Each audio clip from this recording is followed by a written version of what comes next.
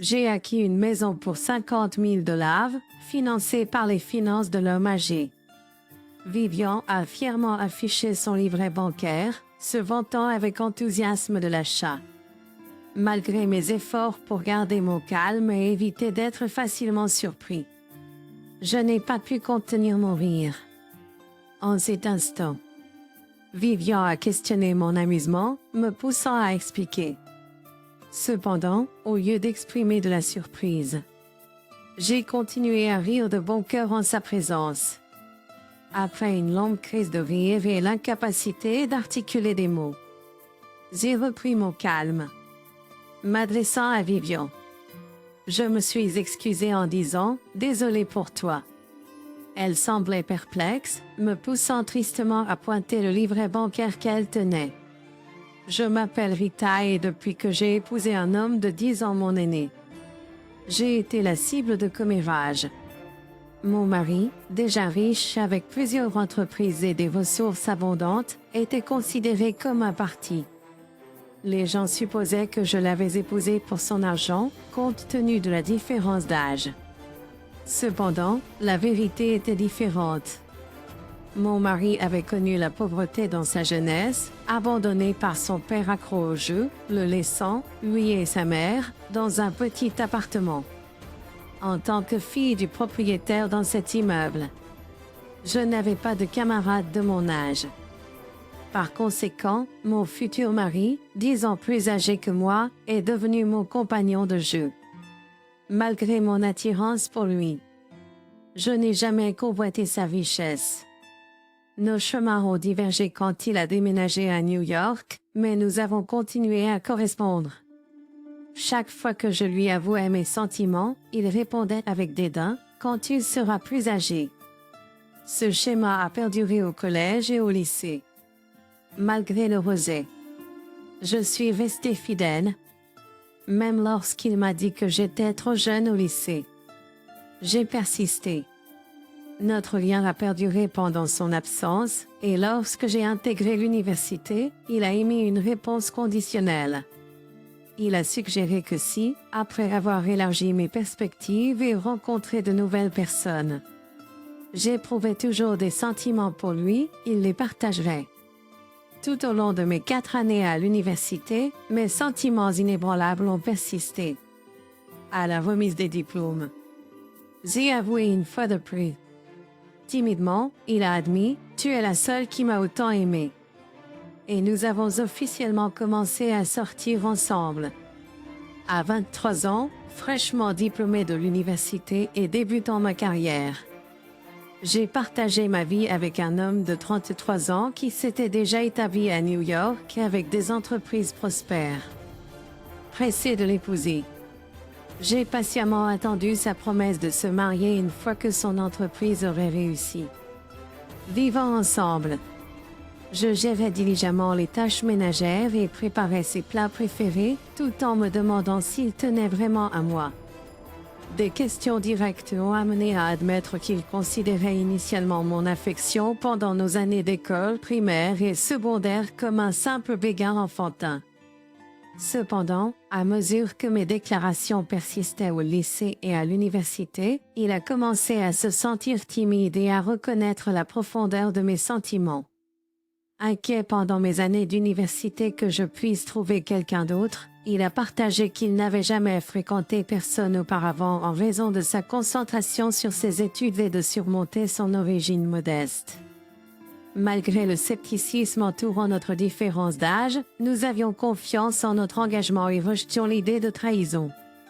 Avec une fortune de 12 millions de dollars, nous avons été confrontés à des suppositions selon lesquelles notre relation était motivée par des intérêts financiers ou des avantages d'assurance future. Alors que certains reconnaissaient notre longue histoire, d'autres s'accrochaient obstinément aux stéréotypes sur les personnes fortunées. Dans les milieux sociaux, les commérages nous entouraient, mais mon mari, malgré les froncements de sourcils, m'encourageait à les ignorer. Indifférent aux opinions extérieures, notre amour est resté inébranlable, renforcé par la confiance inébranlable de mon mari. Plusieurs années après notre mariage, nous avons accueilli notre fils aîné. Peter, suivi de notre deuxième fils. Dan, l'année suivante. Malgré le confort financier, nous avons choisi de ne pas leur révéler notre richesse en leur enseignant la valeur de l'argent dès l'école primaire. Ils recevaient des allocations pour les tâches ménagères et apprenaient la gestion financière grâce à des tirelires et des livres de compte uniques. Notre éducation semblait avoir un impact durable. Lorsque Peter et Dan sont arrivés au lycée, au lieu de demander de l'argent de poche, ils ont exprimé le désir de travailler pour obtenir ce qu'ils voulaient. Peter a décroché un emploi dans un café, tandis que Dan a trouvé un emploi dans une librairie. Leur respect mutuel pour les centres d'intérêt de l'autre m'a rempli d'anticipation pour leur avenir, un sentiment également exprimé par mon mari. Il a remarqué, je suis impatient de voir avec quel genre de femme ils finiront. J'ai répondu, reconnaissant la nature évolutive des relations à notre époque, qu'il s'agisse de quelqu'un du même sexe ou du choix d'une vie célibataire. En riant, mon mari et moi avons convenu que tant que nos fils étaient heureux, c'était ce qui importait vraiment. Nos aspirations étaient simples. Nous voulions que nos deux fils trouvent le bonheur dans la voie qu'ils choisiraient. Nous ne nous attendions pas à ce que le choix de partenaire de vie de notre fils aîné nous pousse à s'exclamer « Tu vas l'épouser ». Azur. Peter est venu nous voir lors d'un dîner en famille après que lui et Dan eurent obtenu leur diplôme universitaire, commencé à travailler et déménager. Dans une atmosphère de célébration, il a annoncé « Je la fréquente et je pense l'épouser dans le futur ». Rita, mon mari et Dan ont réagi avec excitation, exprimant leur impatience de la rencontrer. Peter a amené la femme. Vivian, chez nous, et sa première réaction a été une admiration écarquillée pour notre maison. De notre maison. Waouh, quelle maison fantastique! Voilà à quoi ressemble la maison d'une famille aisée. Un jour, je vivrai dans cette maison aussi, c'est merveilleux, s'est-elle exclamée en regardant autour. Peter l'observait avec un sourire attendri pendant que nous les saluions. Vivian s'est présentée comme mannequin, bien qu'elle utilisât un nom de scène. Elle a demandé si nous la connaissions et j'ai admis que je regardais parfois des magazines mais je ne prêtais jamais beaucoup d'attention aux mannequins, ce qui a entraîné un non-franc de ma part. Vivian a hoché la tête en signe de compréhension et puis, à ma grande surprise, a fait remarquer « Je suppose que vous devez être plus jeune que mon beau-père, mais vous êtes quand même assez vieille, donc vous ne lisez probablement pas le genre de magazine dans lesquels je figure. » J'ai été surprise, me demandant si je venais d'être insultée. L'idée d'être moquée par ma future belle-fille lors de notre première rencontre me semblait inimaginable. Cependant, étant donné que je ne lis pas souvent de magazines mettant en vedette des mannequins de son âge, son commentaire aurait pu être exact. Je me suis rassurée en me disant qu'elle ne voulait probablement pas me blesser. Essayant de changer de sujet, j'ai demandé des nouvelles de la relation entre Vivian et Peter. Elle a demandé si nous avions eu un mariage arrangé en raison de l'écart de 10 ans, ce à quoi j'ai précisé que non. Elle a ensuite partagé qu'elle et Peter avaient eu un mariage d'amour, ce qui a suscité sa curiosité quant à la manière dont nous avions réussi à rester ensemble si longtemps. Son interrogatoire a continué, se demandant si notre mariage était non désiré et comment nous avions navigué dans la différence d'âge. Je n'ai pas pu m'empêcher de penser à l'ironie, compte tenu de la durée pendant laquelle j'avais nourri un béguin pour mon mari avant notre mariage. Cependant, j'ai souligné que comparer la durée de nos romances était inutile, mettant en évidence que nous aussi avions eu un mariage d'amour. Incrédule, Vivian a répondu « Vraiment, pas possible. Vous ne faites que prétendre pour l'argent. » Le sujet de l'argent est apparu, rappelant ceux qui m'avaient accusé d'avoir épousé mon mari pour sa richesse. Entendant cela, Peter a finalement intervenu en déclarant « Mes parents ont vraiment eu un mariage d'amour. Vous pouvez le dire à la manière dont ils sont ensemble. » Vivian a cessé ses interrogations avec un haussement d'épaule. Lorsque Peter a raccompagné Vivian chez elle, mon mari et Dan étaient stupéfaits et consternés par ces remarques choquantes. La question persistait dans leurs esprits. Mon frère allait-il vraiment épouser ce genre de femme? Inquiet du choix de son frère, Dan, se tenant la tête, s'est demandé à voix haute pourquoi il y avait tant de femmes bien disponibles pour Peter. Je l'ai réconforté en suggérant que Peter pourrait la couvrir et aborder son comportement en privé. Malgré leurs expressions complexes, mon mari et Dan semblaient être d'accord avec mon évaluation. Notre famille a décidé de célébrer le mariage imminent de Peter et Vivienne. Cependant, même après que le mariage a été conclu, Vivienne a fait une demande insistant pour que la famille du marié donne un cadeau de 10 000 $ par personne. Cependant, Peter l'a fait taire en déclarant que le montant standard était suffisant. Cela a calmé Vivian, mais son agitation a révélé que Peter devait maintenir une main ferme pour construire un foyer stable. Choisissant de ne pas se soucier de leur dynamique familiale, mon mari Dan et moi avons laissé le temps passer.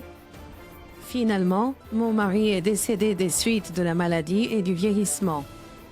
Étonnamment, ceux qui avaient autrefois spéculé que je l'avais épousé pour sa richesse ont fini par me voir comme une épouse dévouée. Les personnes qui avaient eu l'occasion de parler avec mon mari savaient qu'il avait dissipé tout malentendu sur notre relation. Aux funérailles, personne ne m'a regardé d'un œil suspicieux. Cependant, une personne s'est démarquée, les yeux brillants d'excitation. Vivian, la femme de Peter. Elle est restée silencieuse pendant les funérailles, mais peu de temps après, elle a visité notre maison, exhibant fièrement un carnet de banque. Avec un sourire narquois, elle a annoncé: « J'ai toujours été arrêtée par Peter, mais cette fois, il a accepté mon plan. C'est la fin pour toi maintenant. » Perplexe devant ces paroles énigmatiques, je n'avais aucune idée de ce qu'elle voulait dire par la fin. Avec ce carnet de banque, elle s'est mise à se vanter d'avoir acheté une maison pour 500 000 $ avec l'argent du vieil homme, une référence à mon défunt mari. En regardant Vivian exhiber le carnet de banque, je n'ai pas pu m'empêcher d'éclater de rire, réalisant l'erreur significative qu'elle avait commise en se basant sur ses propres mots dans ce carnet de banque. Malgré mes efforts pour rester calme et maîtrisée depuis la mort de mon mari. Interrogée sur mon rire, j'ai refusé de donner à Vivian la satisfaction d'une réponse vaincue. Au lieu de cela, j'ai continué à rire devant elle, ne lui permettant pas la réaction qu'elle anticipait. Après un moment, j'ai réussi à arrêter de rire et j'ai dit: « Désolée pour toi, hein. » Elle semblait perplexe, ce qui m'a incité à soudainement pointer le carnet de banque dans sa main en disant: « Regarde bien le nom. » Sa confusion s'est approfondie lorsqu'elle a inspecté le carnet de banque et soudain, elle a expliqué: « Attends, c'est le carnet de banque de Peter. » Témoin de sa prise de conscience, j'ai éclaté de rire à nouveau. Ce n'était pas mon intention de me moquer d'elle, mais le souvenir de sa vantardise avec le carnet de banque de Peter, prétendant faussement dépenser l'argent de mon mari. Je n'ai pas pu m'empêcher d'éclater de rire. Ah! Le premier caractère du nom de Peter et le nom de mon mari Paul sont les mêmes, n'est-ce pas? Alors tu t'es trompé. Zévi. Vivian, bouleversée, supplia et « Attends, ne ris pas de moi. » J'ai sérieusement pensé que c'était le carnet de banque de mon beau-père, mais j'ai même pris sa carte d'identité. Je l'ai emprunté après les funérailles, mais où? Dans un sac noir que tout le monde porte à un enterrement. Ya! J'ai continué à rire, me tenant le ventre. Il s'est avéré que le sac à partir duquel elle a pris le carnet de banque appartenait à son propre mari, Peter. Elle avait cru à tort que c'était le carnet de banque de mon défunt mari, mais j'ai acheté une maison pour 500 000 $ avec. As-tu 500 000 $ pour acheter une maison en emprunt? Passerais-tu l'évaluation hypothécaire? Elle bafouilla. Eh bien, Peter était avec moi, alors je l'ai fait faire. J'ai répondu, trouvant la situation de plus en plus hilarante. Vivian avait découvert le carnet de banque dans le sac de son mari Peter et a dû avoir suggéré d'acheter une maison avec le titulaire du compte Peter. Voyant le montant dans le carnet de banque, elle a proposé d'acheter une maison pour 500 000 $. Puisque Peter et Vivian vivaient dans un appartement.